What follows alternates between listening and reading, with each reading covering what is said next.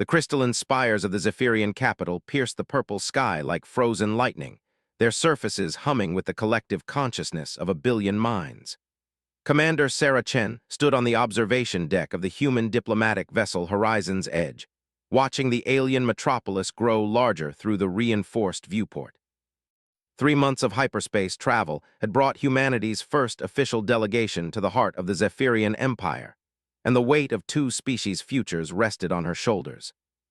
"Nervous?" asked Dr. Marcus Webb, the expedition's xenobiologist, as he joined her at the window.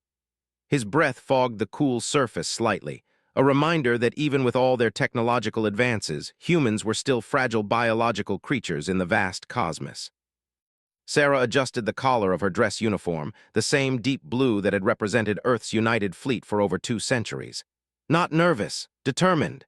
She turned to face him, her dark eyes reflecting the alien light streaming through the viewport. "We've come too far to fail now." The Horizon's Edge shuddered slightly as it entered the Zephyrian docking sequence, guided by energy fields that felt almost alive. Through the ship's communication system, a melodic voice spoke in perfect English, though Sarah knew the translation matrix was working overtime to convert the Zephyrians' harmonic language into something humans could understand. "Welcome, representatives of Terra. Empress Velithra awaits your presence in the Crystal Throne Chamber. Please prepare for atmospheric transition." Sarah nodded to her small team. Besides Dr. Webb, she had brought only Engineer Lieutenant Torres, a specialist in alien technology, and Captain Reynolds, her military aide. The Zephyrians had requested a minimal delegation, claiming that too many minds would create harmonic discord in their telepathically linked society. Sarah suspected there was more to it than that. The docking procedure completed with a sound like wind chimes, and the airlock cycled open to reveal 2 Zephyrian escorts. Sarah had seen holographic recordings, but meeting them in person was still breathtaking. The aliens stood nearly 8 feet tall, their bodies resembling elongated humanoids made of living crystal. Light seemed to flow through their translucent skin in patterns that shifted with their thoughts and emotions. Their faces were hauntingly beautiful, with large, multifaceted eyes and no visible mouth, though they could project their voices through vibrations in their crystalline bodies. "I am Resonator Kith," the first Zephyrian announced, its voice creating harmonics that made Sarah's bones vibrate pleasantly. "I am Resonator Vash," said the second. "We shall guide you to the Empress." The journey through the Zephyrian station was unlike anything in human experience. Corridors curved and twisted in impossible directions, their walls alive with flowing light patterns. Other Zephyrians moved through the passages like living prisms, some acknowledging the human delegation with brief harmonic greetings, others seemingly lost in the collective thoughts of their species. "The architecture," whispered Dr. Webb, his scientific mind racing. "It's not just aesthetic. The entire structure is designed to amplify and focus telepathic energy." Lieutenant Torres was equally fascinated, her engineer's eye catching details that others missed. "Look at how the walls pulse. It's like the whole station is one giant neural network." As they walked, Resonator Kith began to speak, its voice carrying undertones of curiosity and concern. "Your species puzzles us humans. You think as individuals, yet you act as one when your survival is threatened. How do you achieve consensus without the harmony of shared thought?" Sarah considered the question carefully. First contact protocols had emphasized the importance of presenting humanity accurately without seeming either weak or overly aggressive. "We debate, we argue, we sometimes fight. But when we face extinction, we find common ground. Our diversity of thought is our strength, not our weakness." "Fascinating," hummed Resonator Vash. "The Empress has studied your species extensively since first contact. She finds your individualism both disturbing and intriguing." The Crystal Throne Chamber was a vast spherical space at the heart of the station, its walls made of the same living crystal as the Zephyrians themselves. In the center, suspended in a web of energy conduits, sat Empress Velithra. She was larger than the other Zephyrians, her crystal body shot through with veins of what looked like liquid starlight. When she turned her attention to the human delegation, Sarah felt a brief touch against her mind, gentle but unmistakably alien. "Commander Sarah Chen of Terra," the Empress spoke, her voice containing harmonics that seemed to come from everywhere at once. "You have traveled far to stand before us. Your species seeks alliance, yet your minds remain closed to us. How can there be trust between beings who cannot share thoughts? Sarah stepped forward, aware that this moment would be recorded in both human and Zephyrian history. Your Majesty, we come not seeking to change our nature or yours, but to find a path where both can exist and thrive. Our closed minds are not a barrier to trust, but a different foundation for it. The Empress tilted her head, light patterns swirling faster through her form. Explain. Trust based on choice rather than compulsion, Sarah replied. When a human gives their word, it comes from individual will, not collective consciousness. When we choose to stand with you, it's because each of us, separately and together, believes it's right. A long silence followed, filled only by the harmonic humming of the station's living walls. Sarah could feel her team's tension, though she maintained her diplomatic composure. Finally, the Empress spoke again. You speak of choice, yet your species has a history of breaking agreements when it suits you. Your own records show countless wars, betrayals, broken treaties. Why should the Zephyrian Empire trust beings who cannot even trust each other? The question hung in the air like a challenge. Sarah had expected this, had prepared for it during the long journey. Because our history also shows that when we give our word to those we respect, we keep it. The very conflicts you mentioned taught us the value of honor between different peoples. We learned through our mistakes.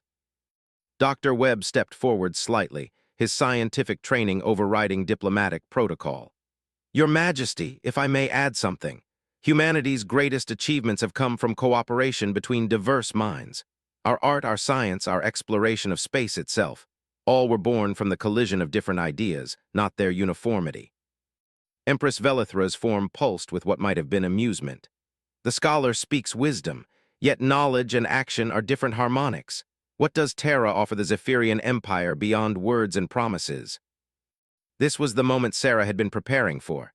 She reached into her diplomatic pouch and withdrew a small device, no larger than her palm. It was unremarkable in appearance, a simple black cube with no visible controls or displays.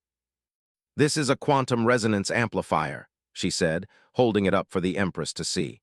Human technology that we're willing to share. It can increase the range and clarity of telepathic communication by a factor of 10. The chamber fell silent except for the station's harmonic background. Even the resonators escorting them seemed to freeze. Sarah could feel the weight of every Zephyrian eye upon her small device. Impossible, Resonator Kith finally whispered. No species has ever enhanced our natural abilities. How could individual minds create what collective consciousness could not? Sarah smiled slightly. Because we had to find a different path. Humans aren't telepathic, so we built machines to bridge the gap. This device was originally designed to detect and translate telepathic signals for human use. But our scientists realized it could do more than just receive, it could amplify and focus telepathic energy itself. Lieutenant Torres stepped forward with a tablet displaying technical specifications. The principles are based on quantum field manipulation and neural pathway enhancement. We'd be happy to share the complete schematics. Empress Velithra extended a crystalline hand, and the small device floated toward her through the air, suspended in her energy field.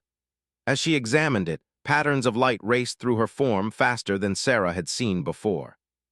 This device, it works by creating artificial telepathic nodes. It mimics the neural structures of naturally telepathic species. The Empress looked up at Sarah with what might have been wonder. Your species built a machine that thinks like us. Not thinks like you, Sarah corrected gently. Connects like you, the thoughts remain our own.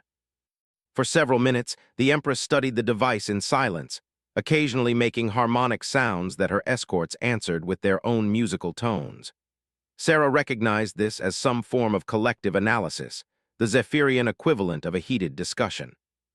Finally, Empress Velithra spoke again. This gift is valuable beyond measure.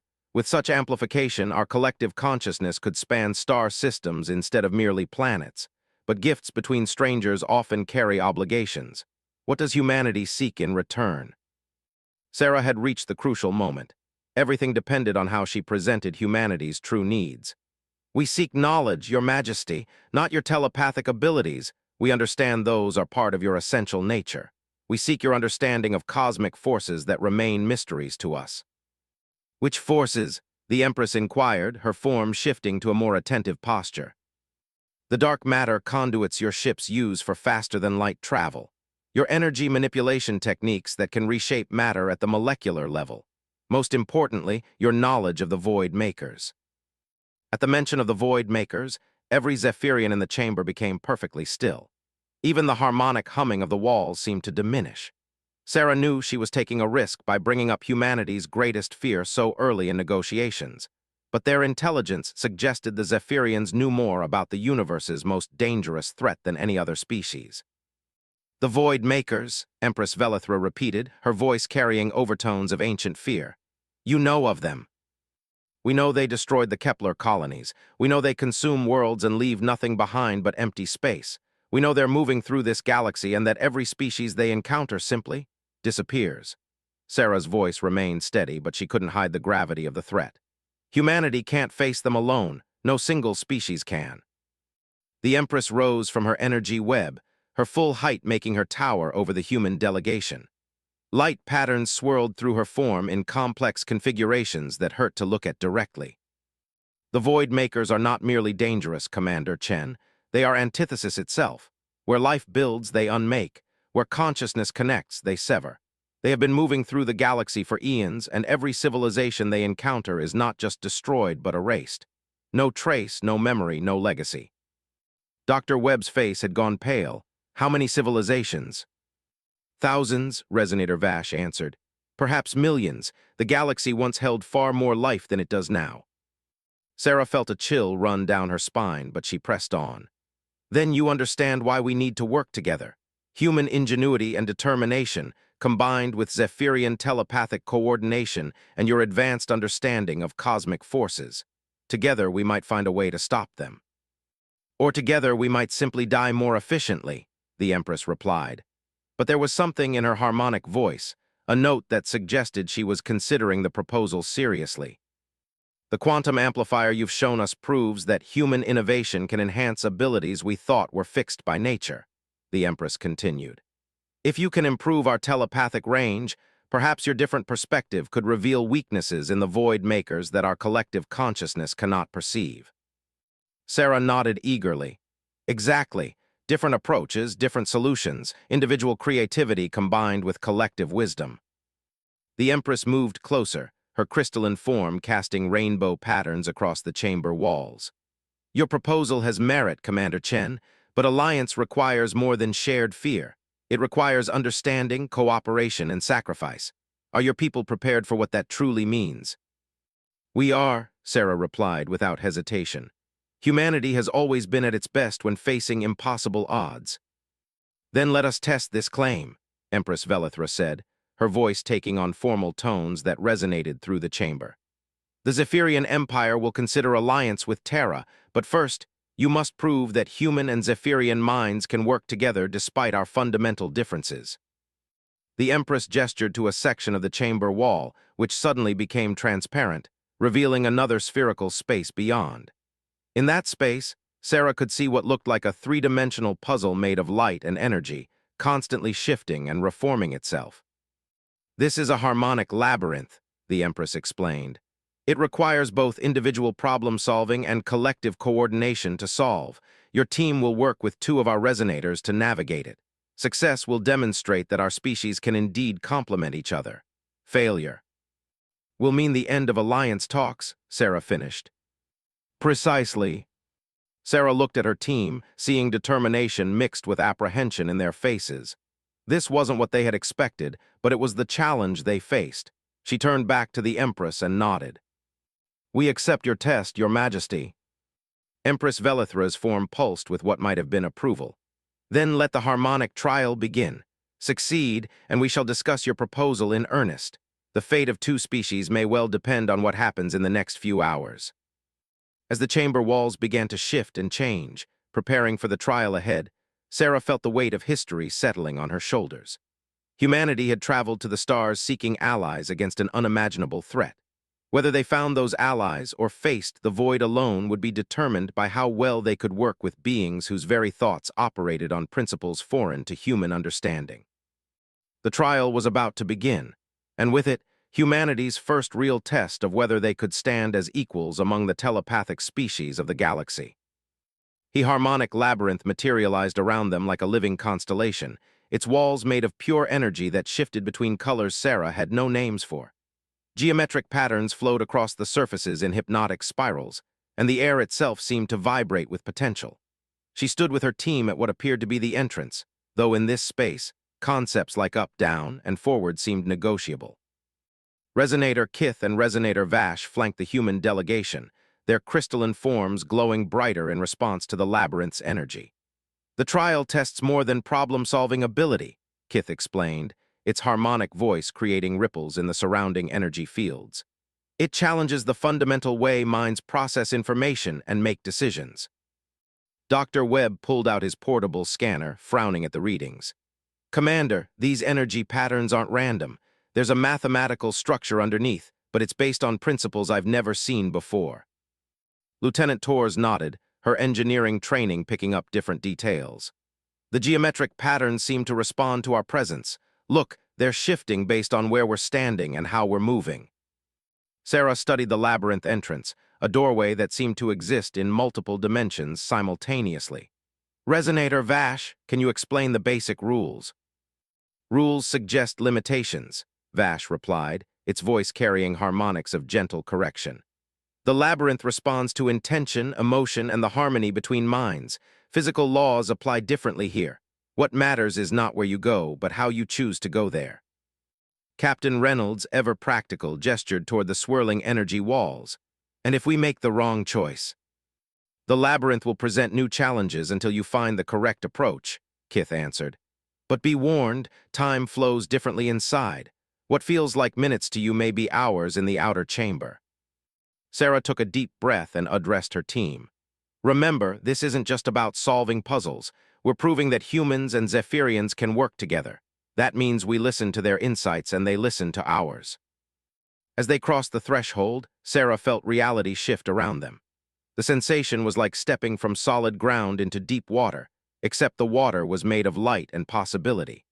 The entrance sealed behind them with a sound like distant music, leaving them in a circular chamber with 5 passages leading deeper into the labyrinth. Each passage pulsed with different energy signatures. The leftmost glowed with warm gold light and seemed to hum with contentment.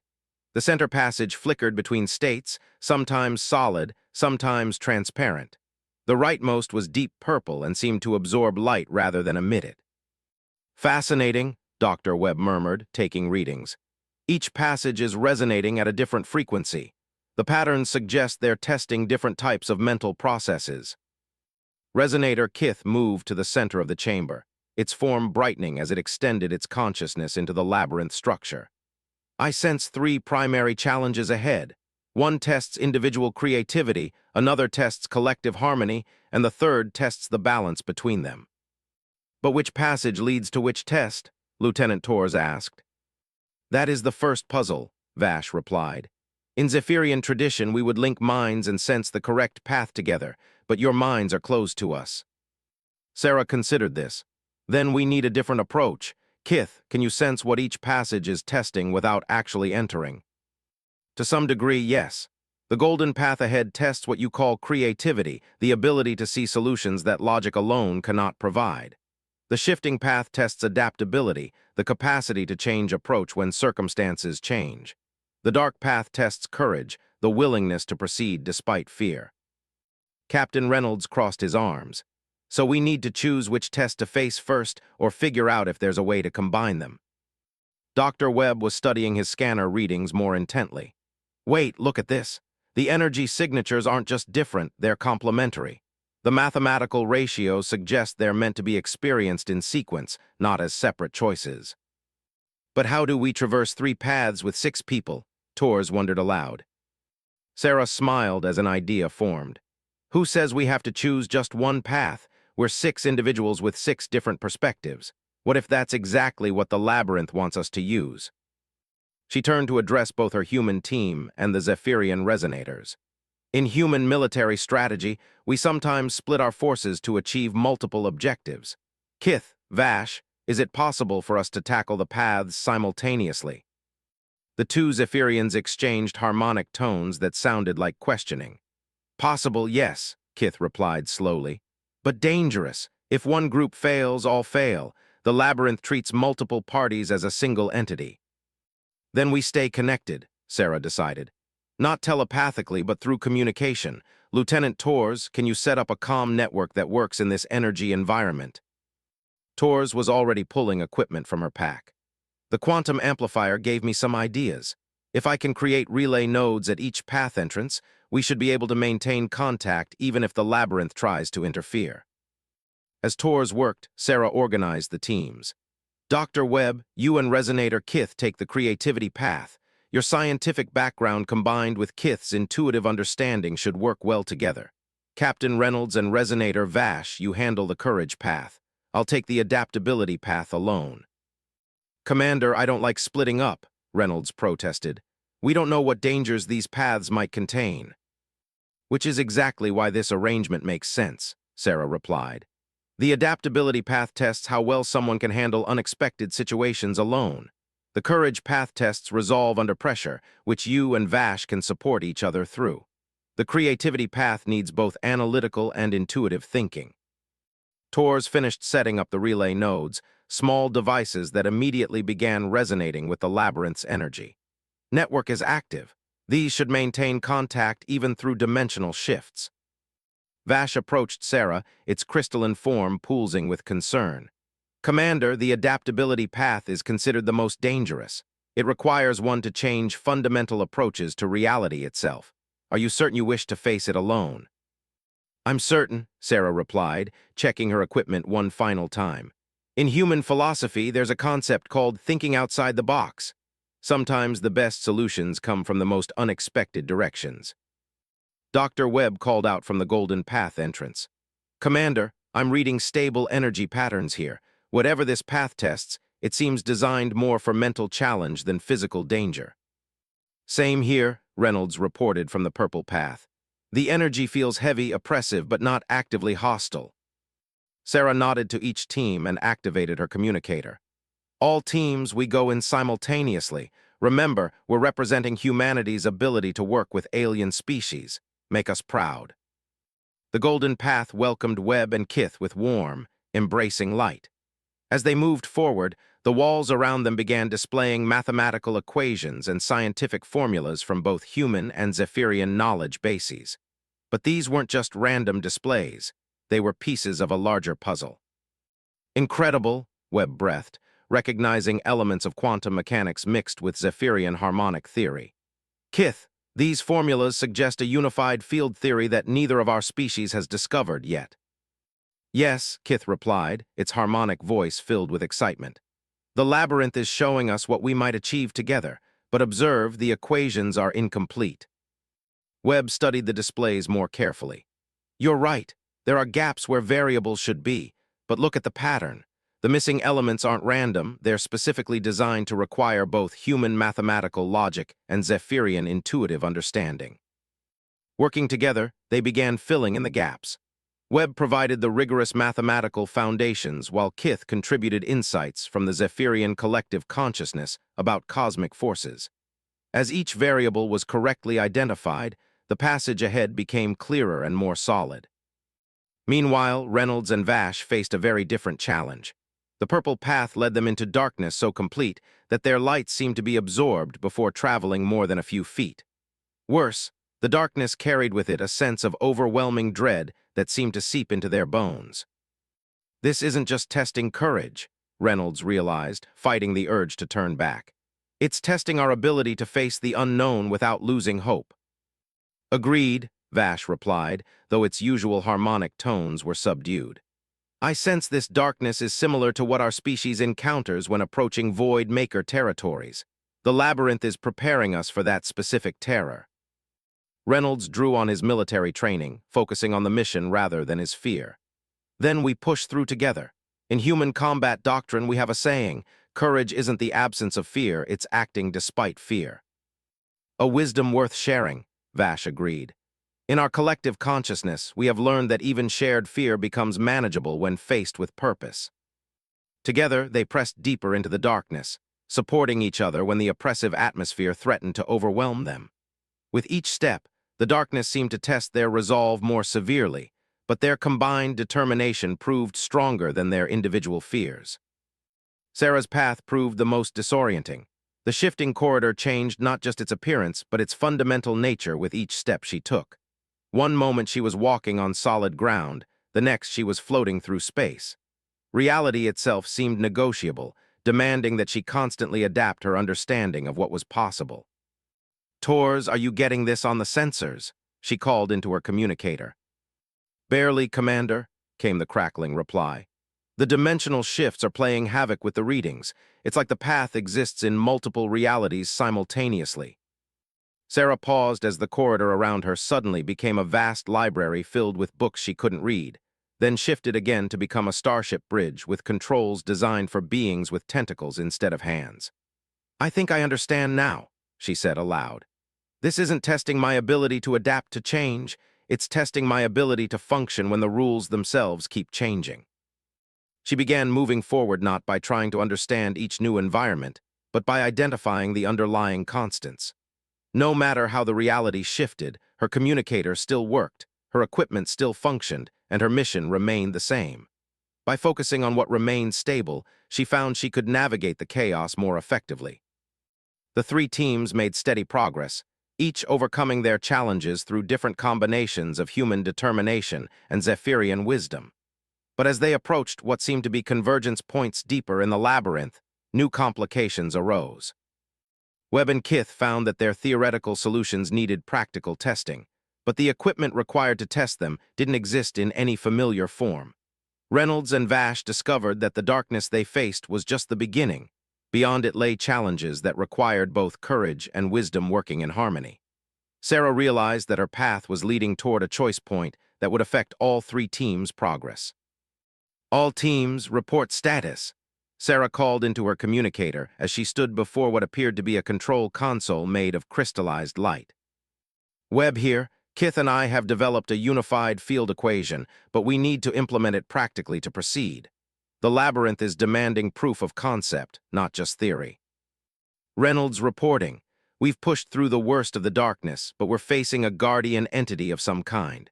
It won't let us pass without demonstrating that we can protect others while protecting ourselves." Sarah studied the control console before her. Its symbols shifted between human mathematical notation and Zephyrian harmonic patterns. "I think our paths are converging. This console shows readouts from both your positions. Tors, are you getting telemetry from all three paths?"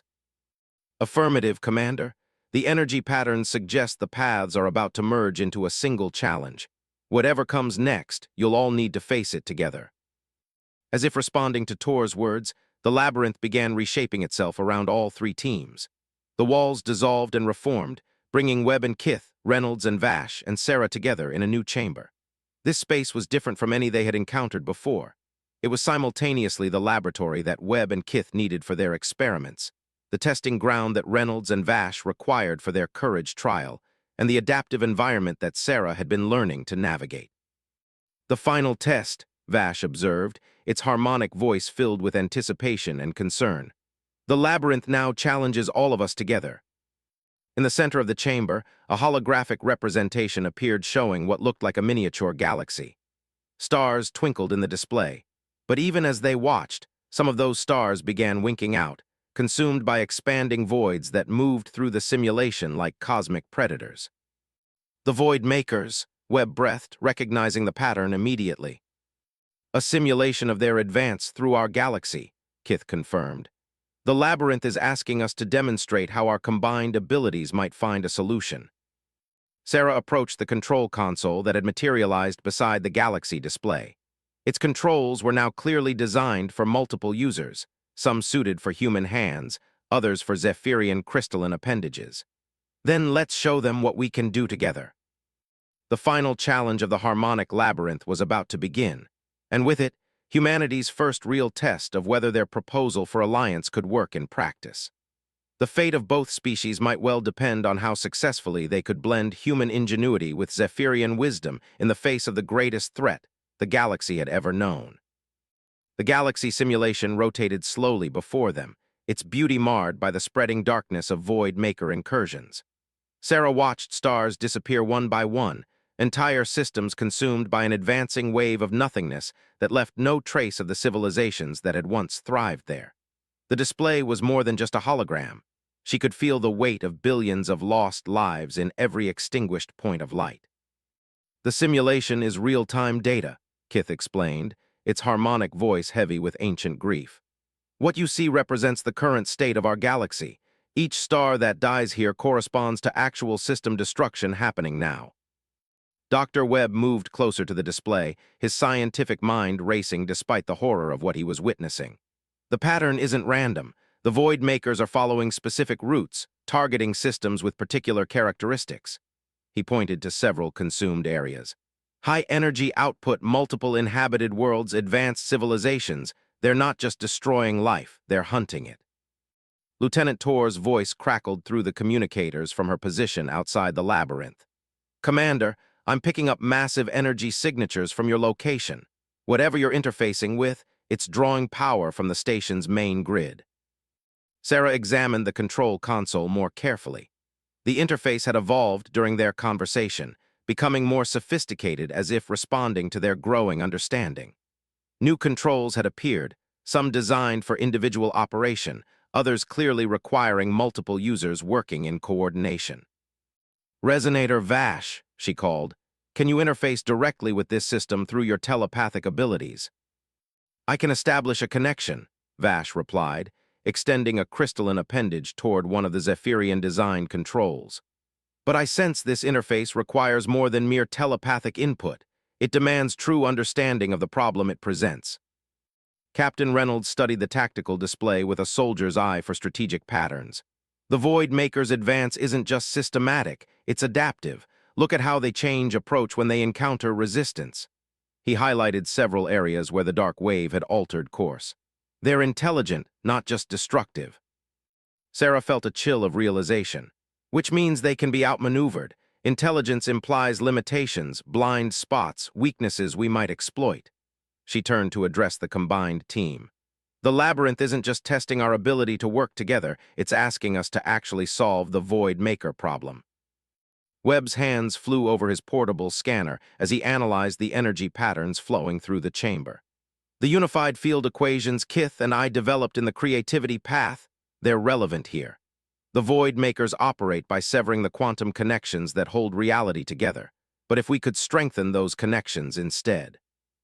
The quantum amplifier, Kith added, understanding dawning in its harmonic tones. The device you brought to our Empress, it doesn't just amplify telepathic abilities, it reinforces quantum field coherence. Sarah nodded excitedly. Exactly, we've been thinking about this wrong. The Void Makers aren't unstoppable forces of nature, they're using technology to disrupt reality at the quantum level. Technology we can potentially counter. Reynolds frowned, studying the tactical implications. Even if we can develop countermeasures, how do we deploy them? The affected area spans half the galaxy, and they're moving faster than any ship can travel. That's where the unified field theory becomes crucial, Webb explained, his excitement building. If Kith and I are right, quantum field manipulation doesn't have to be limited by the speed of light. The effects can be instantaneous across any distance if properly synchronized. Vash had established its connection with the console and was now interfacing directly with the simulation. I can feel the structure of the problem now. The Void Makers create cascade failures in reality itself, but they require specific conditions to initiate these failures, if we could create interference patterns. Sarah stepped up to her section of the control interface, her hands poised over the human-designed controls. Then let's test the theory. If this simulation is accurate, we should be able to model our countermeasures before implementing them. Working together, the 6 individuals began coordinating their efforts in ways that surprised even themselves. Webb provided the mathematical framework for quantum field stabilization, while Kith contributed insights about how those fields interacted with consciousness itself. Reynolds analyzed optimal deployment strategies, while Vash used its telepathic connection to coordinate the complex calculations in real time. Sarah served as the central coordinator, adapting their approaches as new data emerged from their experiments.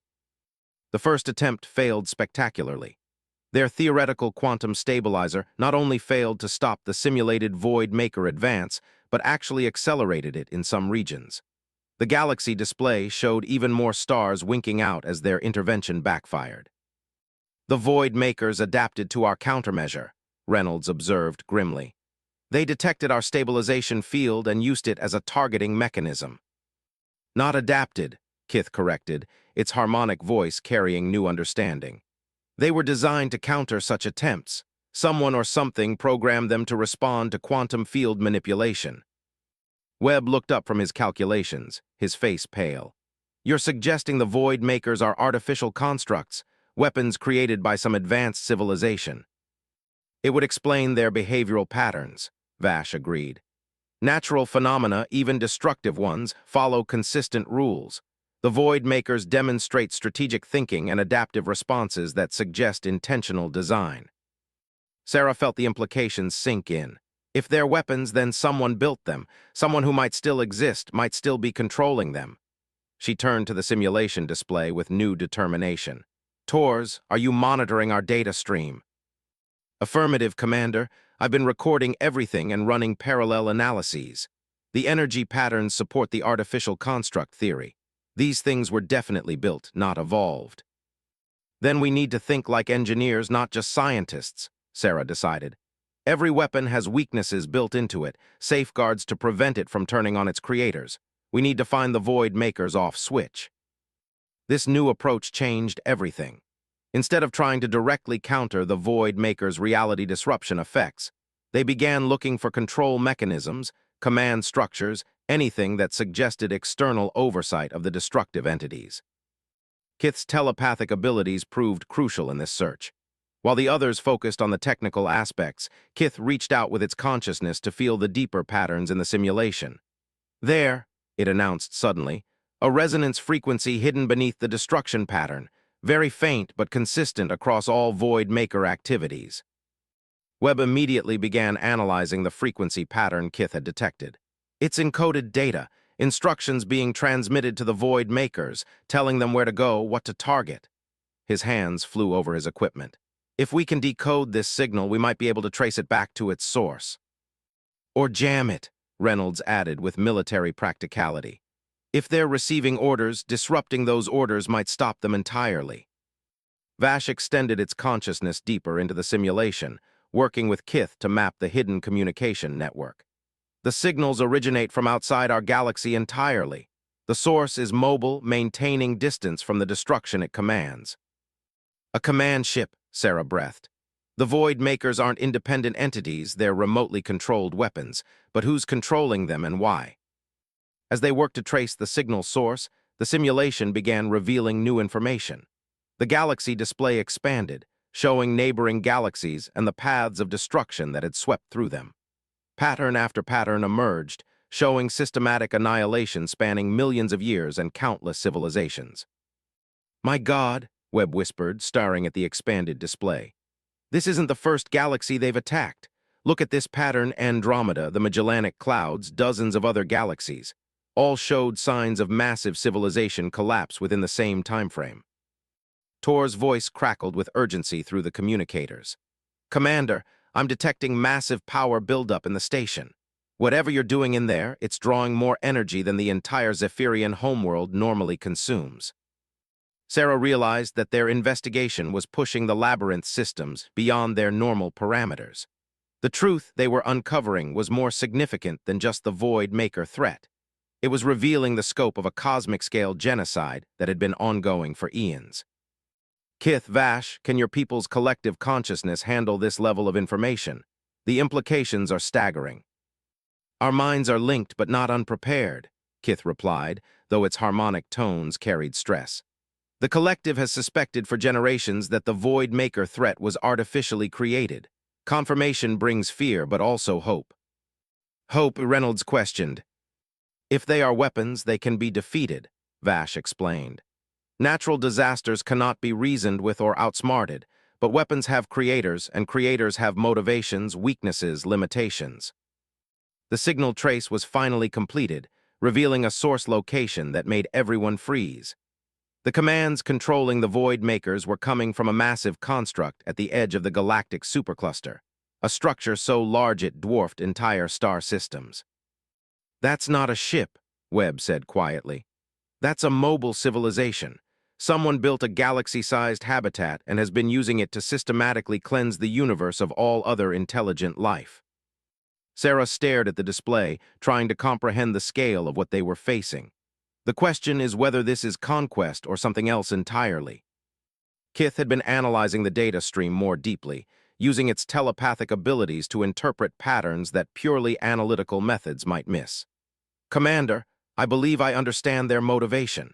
The data stream contains emotional resonances, not just tactical information. Emotional resonances? Sarah asked. Fear, Kith replied. Overwhelming, ancient fear. Whoever built the Void Makers did so not out of conquest, but out of terror of something else. They are destroying all intelligent life because they believe intelligence itself is the threat. The implications hit the team like a physical blow. These weren't conquerors seeking to rule the galaxy. They were survivors of some cosmic catastrophe so terrifying that they believed the only safety lay in ensuring no other intelligent species ever arose to face the same threat. That actually makes them more dangerous, Reynolds realized. Conquerors can be negotiated with, bribed, or defeated, but fanatics who believe they're saving the universe from some greater evil, they'll never stop, never compromise. Sarah looked around at her team, human and Zephyrian working together despite their fundamental differences, finding solutions that neither could have reached alone. Then we have to prove them wrong. We have to show them that intelligence and cooperation are the galaxy's greatest strengths, not its greatest threat.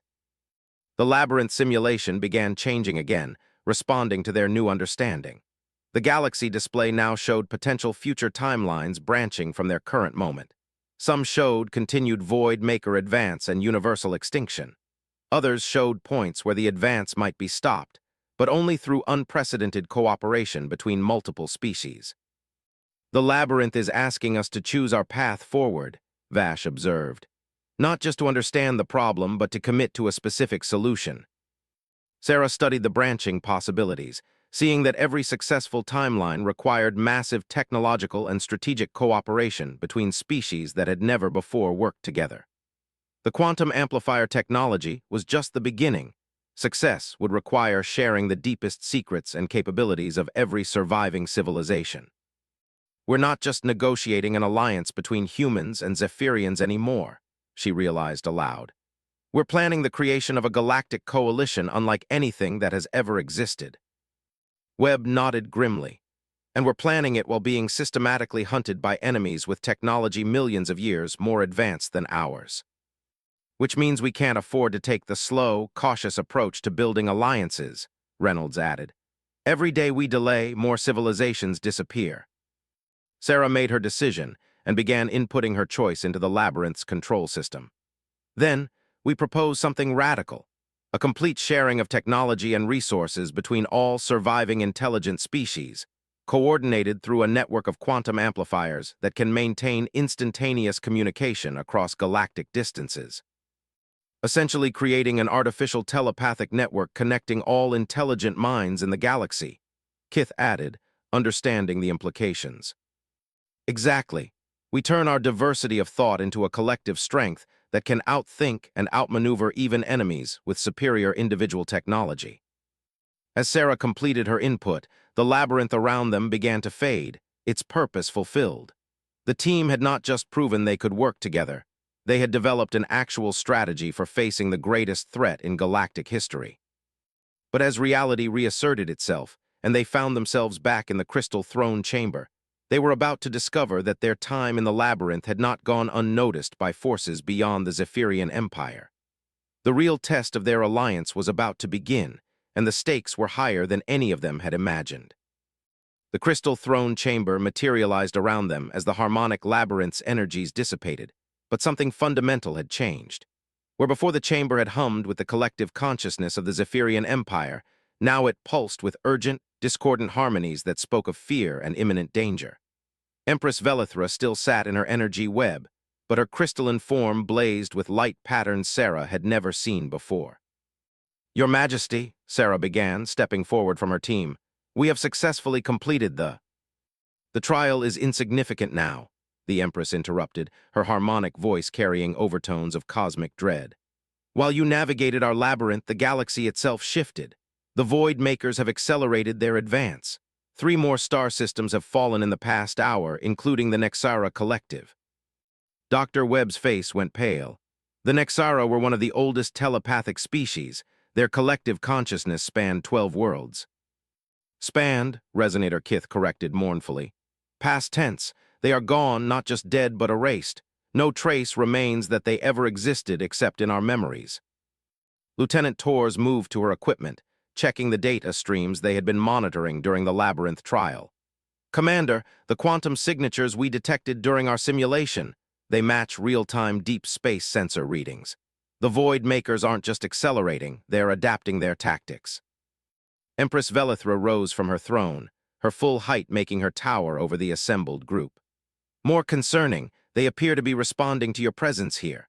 Our long-range telepathic networks detected focused attention from the Void Maker command structure immediately after your Labyrinth trial concluded. Sarah felt ice form in her stomach. They know we were analyzing them. Worse, Vash replied, its harmonic tones subdued with fear. They know you found something significant. The quantum resonance patterns changed throughout the galaxy the moment you completed your analysis. Whatever you discovered in the simulation, the enemy is aware you discovered it. Captain Reynolds checked his sidearm, a reflexive military response to learning they had attracted hostile attention. How long before they arrive here? Unknown, the Empress admitted. But our collective consciousness has detected disturbances in space-time that suggest a major Void Maker force is moving toward this sector. Days, perhaps hours. Dr. Webb was analyzing the data from their Labyrinth experience, cross-referencing it with the new threat information. The command signal we traced, if the Void Makers know we found it, they'll likely change their communication protocols. We may have lost our only chance to trace their source. Not necessarily, Kith interjected, moving to join Webb at his scanner display. The quantum amplifier you brought to our empire, it recorded resonance patterns during the Labyrinth trial, if we can analyze those patterns quickly enough. Sarah nodded decisively. Do it. Torres, assist them with any technical resources they need. She turned to the Empress. Your Majesty, we need to discuss our alliance proposal under these new circumstances. The Galactic Coalition strategy we developed in the Labyrinth, can it be implemented quickly enough to matter? Empress Velithra's form pulsed with complex light patterns as she consulted the collective consciousness of her species. The proposal you outlined would require unprecedented cooperation between species that have never trusted each other. Under normal circumstances, such negotiations would take years or decades. These aren't normal circumstances, Sarah replied. With the Void Makers accelerating their advance and potentially targeting us specifically, we need to move faster than anyone has ever moved before. The chamber suddenly filled with harmonic alarms as new data flowed through the Zephyrian telepathic network. Resonator Vash translated for the humans. Long-range sensors detect massive space-time distortions approaching from the void between galaxies. Something very large is coming. Lieutenant Tor's equipment suddenly blazed with activity. Commander, I'm picking up quantum signatures unlike anything in our databases. These aren't normal ships. The energy readings suggest technology that manipulates reality at the fundamental level.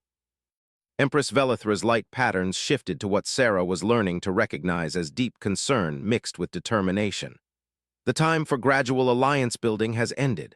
Commander Chen, on behalf of the Zephyrian Empire, I accept your proposal for immediate technological and strategic cooperation. Just like that, Webb asked, looking up from his analysis. The alternative is extinction, the Empress replied simply.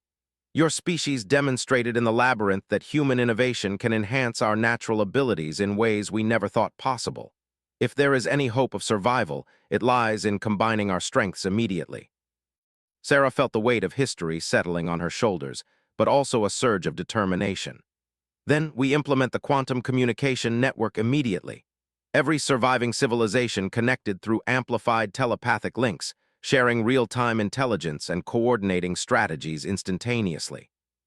The technical challenges are enormous, Torres pointed out. We'd need to manufacture hundreds of quantum amplifiers and distribute them across the galaxy while under active attack by enemies who can erase star systems. Which is why we start small and expand rapidly, Sarah decided. Kith, Vash, which species in this galactic region have the manufacturing capabilities and resources we'd need? Kith consulted the collective consciousness briefly. The Forge Masters of Epsilon Eridani have the most advanced manufacturing infrastructure. The Crystal Singers of the Veil Nebula possess materials that could enhance quantum field stability. The machine intelligences of the Outer Rim have computational power that could handle network coordination. All species we've had minimal contact with, Reynolds noted. How do we convince them to join a coalition with humans they've never met, to fight an enemy they may not even know exists? We tell them the truth, Sarah replied, and we prove our value by solving a problem they can't solve alone. Dr. Webb suddenly looked up from his scanner, excitement cutting through his fear. Commander, I've got it. The quantum resonance patterns from the Labyrinth trial, they contain a complete map of the Void Maker command network. Empress Velithra moved closer to examine Webb's data. Explain. The simulation wasn't just showing us the problem, Webb continued, his words tumbling over each other in his excitement. It was actively scanning the real Void Maker network while we interacted with it. Every analysis we performed, every strategic decision we made, it was all done using live data from their actual command structure. Kith's harmonic voice rose with understanding.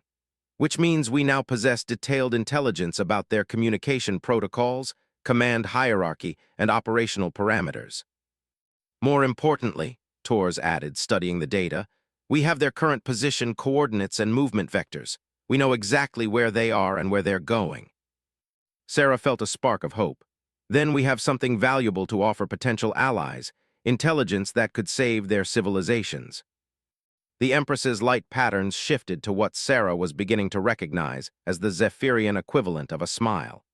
And we have proof that human-Zephyrian cooperation produces results neither species could achieve alone. But their moment of hope was short-lived. The chamber's harmonic alarms suddenly intensified, and new data flowed through the telepathic network that made every Zephyrian present brighten with alarm. They're here, Vash announced, its voice carrying harmonics of terror. A Void Maker advance force has emerged from hyperspace at the edge of this star system. Tor's equipment erupted with readings. Multiple contacts, enormous energy signatures. They're not approaching slowly, they're moving directly toward this station at significant fractional light speed. Sarah's mind raced through tactical calculations. How long until they arrive? 6 hours, the Empress replied after consulting her collective consciousness. Perhaps less if they continue to accelerate. Then we have 6 hours to prove that our alliance strategy can work, Sarah decided. Tors, how quickly can we manufacture additional quantum amplifiers? With Zephyrian crystal-growing technology, I might be able to produce a dozen devices in 4 hours, but they'd be untested prototypes. Do it, Sarah ordered. Kith, Vash, can your telepathic abilities reach the other species we identified?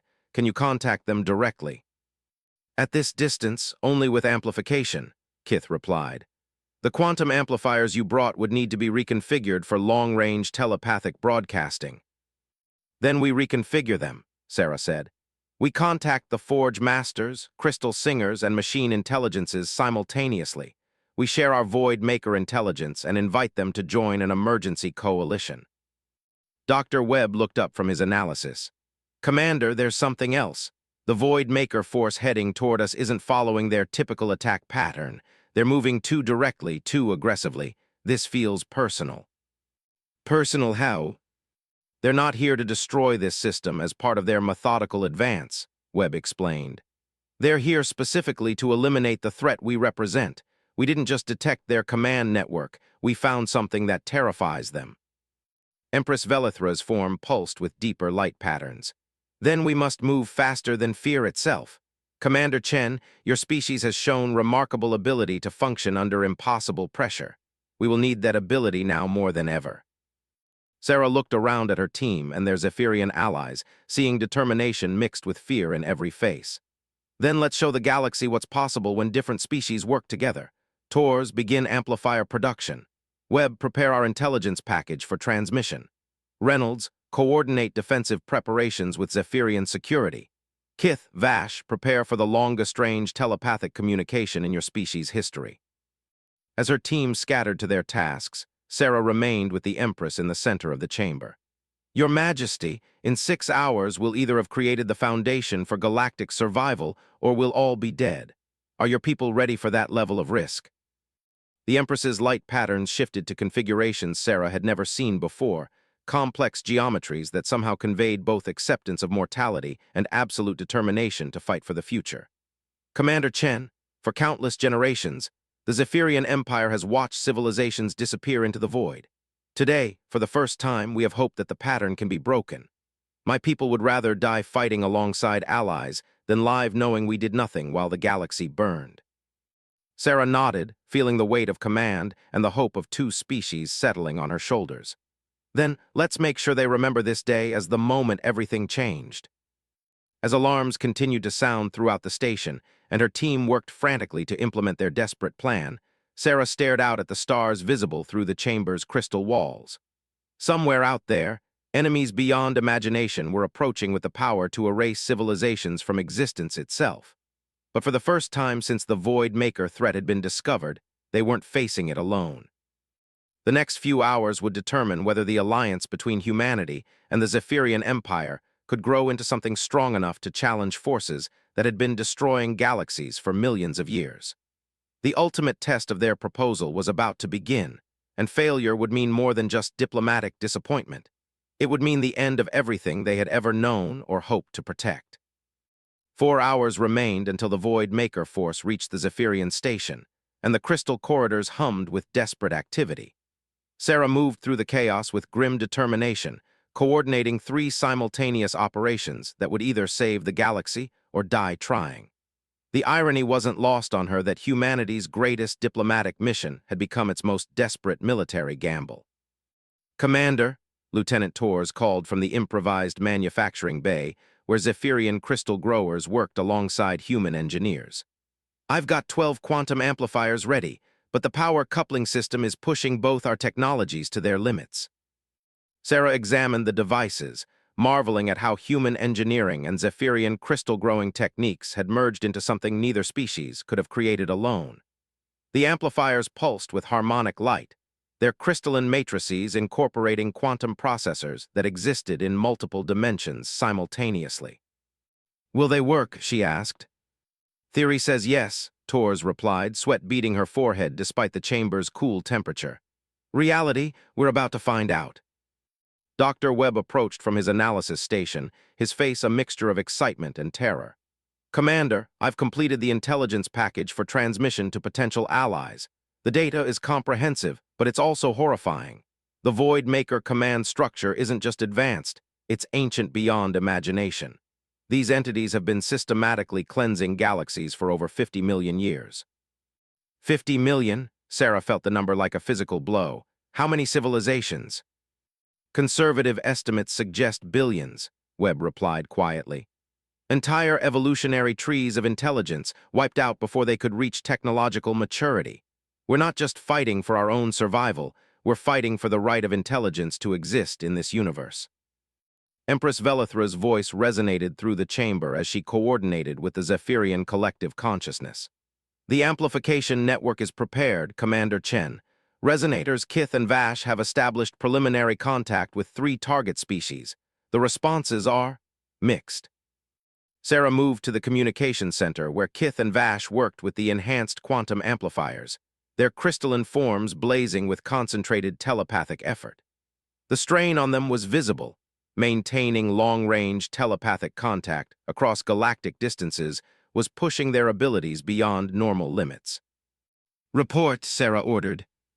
"The machine intelligences of the Outer Rim have agreed to receive our intelligence package," Kith announced, its harmonic voice strained but clear. "They calculate a 73% probability that alliance with organic species will improve their survival chances against Void Maker forces." "The Crystal Singers are frightened," Vash added, its light patterns flickering with exhaustion. "They have detected Void Maker scouts in their territory and are desperate for any potential solution. They agree to temporary cooperation." "And the Forge Masters?" Sarah asked. Kith's light dimmed slightly. "They demand proof of our claims before committing resources. They want us to demonstrate that human Zephyrian cooperation can actually harm Void Maker forces." Sarah felt her stomach drop. Proof we can only provide by engaging the Void Makers directly. Precisely, the Empress confirmed.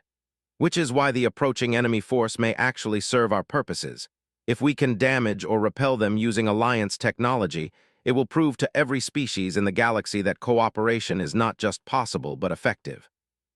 Captain Reynolds joined the group, his expression grim.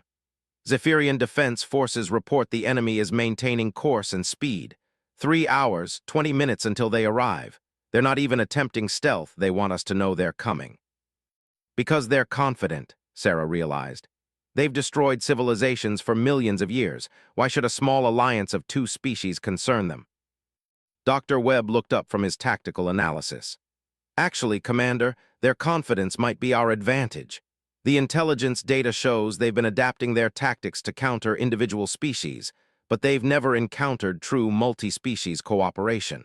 Their strategic algorithms may not be prepared for our combined capabilities. Lieutenant Torres activated her latest batch of amplifiers, and immediately the chamber filled with new harmonic frequencies as the quantum field effects synchronized with Zephyrian telepathic networks. The enhanced communication grid is active. We can now coordinate actions across light years in real time. Then it's time to test the Alliance in combat, Sarah decided. Empress, can your defensive systems work in coordination with human tactical doctrine? Our collective consciousness can adapt to any strategic framework, Velithra replied. But Commander, you must understand, if we fail here, it will not simply mean our deaths. It will mean the death of hope itself. Every species monitoring this engagement will conclude that resistance is futile. Sarah nodded, feeling the weight of galactic history settling on her shoulders. Then we don't fail. Torres, connect our ship systems to the Zephyrian defense grid through the quantum amplifiers. Webb, prepare to transmit real-time tactical data to our new allies. Reynolds, coordinate with Zephyrian military commanders using the telepathic interface. As her team moved to their positions, Sarah found herself standing with the Empress in the center of the command chamber. Around them, displays showed the approaching Void Maker force, 5 massive constructs that seemed to exist partially outside normal spacetime, their forms shifting between geometric configurations that hurt to look at directly. Your Majesty, Sarah said quietly, whatever happens in the next few hours, I want you to know that working with your people has been humanity's greatest privilege. The Empress's light patterns shifted to configurations of deep respect and determination. Commander Chen, your species has given us something we had lost, hope that different forms of consciousness can work together instead of merely coexisting. That gift alone justifies any sacrifice. The first warning came from Resonator Vash, who suddenly blazed with telepathic alarm. Enemy contact! The Void Makers are interfering with spacetime itself. They're attempting to isolate this system from the rest of the galaxy. Tor's instruments went wild with readings. They're creating some kind of dimensional barrier. If they complete it, our quantum communication network will be cut off from our allies. Not acceptable, Sarah declared. Kith Vash, can you maintain communication through their interference? With amplification, yes, Kith replied, though its harmonic voice carried strain. But it will require exponentially more power. Then we give you exponentially more power, Sarah decided. Tors reroute everything, ship's power, station power, even life support reserves. We maintain communication with our allies no matter what. Dr. Webb's analysis station erupted with new data. Commander, I'm detecting something unexpected. The Void Makers aren't just trying to isolate us, they're afraid of something. Their quantum signatures show defensive configurations I haven't seen before. Afraid of what? Us, Webb replied with growing excitement. Specifically, afraid of our quantum amplifier network. The mathematical models suggest they've never encountered technology that enhances natural abilities rather than replacing them. They don't know how to counter it. The first Void Maker construct entered the system's outer perimeter, and immediately Sarah understood why they had terrorized the galaxy for so long. The entity was the size of a small moon but moved with impossible grace, its form shifting between states that suggested it existed in multiple dimensions simultaneously. Where it passed, space itself seemed to lessen, as if reality was becoming thinner. Zephyrian Defense Fleet, engage at maximum range, Sarah ordered through the telepathic interface. Human tactical analysis suggests maintaining distance while testing their response patterns. The battle began unlike any in human or Zephyrian history. Instead of ships fighting independently, the quantum amplifier network allowed individual crews to share thoughts, calculations, and tactical insights in real time. Human strategic flexibility merged with Zephyrian collective coordination, creating battle patterns that neither species could have achieved alone. The first exchange revealed both hope and horror. Zephyrian energy weapons, enhanced by human targeting algorithms, actually damaged the Void Maker construct, something that had been thought impossible. But the entity's counterattack erased 3 Zephyrian ships so completely that they simply ceased to exist, leaving no wreckage, no energy signatures, nothing to indicate they had ever been there. Confirmed weapon effectiveness, Reynolds reported, his voice tight with controlled emotion. But the cost ratio is unsustainable. We're trading 3 ships for minimal enemy damage. Then we change the equation, Sarah replied. All units implement Protocol Omega, coordinate attacks through the amplifier network to achieve simultaneous impact from multiple vectors. What happened next would be remembered in both human and Zephyrian military doctrine as the first successful implementation of quantum-coordinated warfare. Instead of individual ships fighting separate battles, the entire fleet became a single organism with multiple components. Human innovation provided the tactics, while Zephyrian telepathy provided the coordination, creating attack patterns that the Void Maker construct couldn't adapt to quickly enough. The second exchange was dramatically different. Coordinated strikes from dozens of ships, timed to the nanosecond through the telepathic network, overwhelmed the Void Maker's defensive systems. For the first time in millions of years, one of their constructs took significant damage. But the real victory came from the intelligence gathered during the engagement. Dr. Webb's instruments recorded every aspect of the Void Maker's responses, and the data revealed something unprecedented, uncertainty in their strategic algorithms. They're adapting, Webb announced with excitement, but they're adapting incorrectly. Their programming assumes they're fighting a single species with predictable behavior patterns. Our multi-species coordination is causing their targeting systems to make critical errors. The battle turned when the 3rd and 4th Void Maker constructs entered the system. Instead of overwhelming the defenders with superior numbers, their presence created coordination problems for the enemy. Each construct was programmed to counter specific types of resistance, but human Zephyrian cooperation didn't fit any of their pre-existing categories. All allies, this is Commander Chen, Sarah broadcast through the quantum amplifier network to the Crystal Singers, Machine Intelligences, and Forge Masters. We are transmitting real-time battle data proving that multi-species alliance can damage Void Maker forces. We need immediate support to complete the test. The response was immediate and overwhelming. The Crystal Singers arrived first, their ship singing harmonies that somehow interfered with Void Maker dimensional manipulation. The Machine Intelligences followed with computational power that enhanced the quantum amplifier network beyond all previous parameters. The Forge Masters came last but brought the heaviest weapons, devices designed to work in perfect coordination with organic crew telepathy. The final phase of the battle demonstrated what the galaxy could accomplish when different forms of intelligence worked together instead of in isolation. 5 different species, each contributing their unique strengths, created tactical combinations that no single civilization could have imagined. The Void Maker constructs, faced with coordinated resistance from multiple species for the first time in their existence, made a decision that shocked every observer. They retreated. Impossible, breathed Resonator Vash, its harmonic voice filled with wonder. In all our collective memory, Void Makers have never retreated from any engagement. But the retreat was only the beginning. Through the quantum amplifier network, dozens of other species throughout the galaxy had monitored the battle. The proof they had demanded was now undeniable. Alliance between different forms of consciousness could not only survive Void Maker attack, but could drive them back. Within hours, the quantum communication network was receiving alliance requests from civilizations across the galaxy. Species that had hidden from the Void Makers for generations emerged from concealment, offering their unique technologies and abilities to the growing coalition. Sarah stood in the crystal throne chamber, watching as display screens showed alliance offers pouring in from across known space. The Empress approached her, light patterns showing deep satisfaction mixed with cautious optimism. "Your proposal succeeded beyond our greatest hopes, Commander Chen," Velithra said. "But success brings new responsibilities. The galaxy now looks to our alliance as proof that cooperation can triumph over extinction." Sarah nodded, understanding the weight of what they had accomplished. "Then we give them that triumph, Your Majesty. We build the quantum communication network across the entire galaxy. We share technologies and strategies that make every alliance member stronger than they could be alone." Dr. Webb approached with his final analysis of the battle data. "Commander, the intelligence we gathered reveals something crucial about the Void Maker command structure. Their source galaxy isn't as far away as we thought.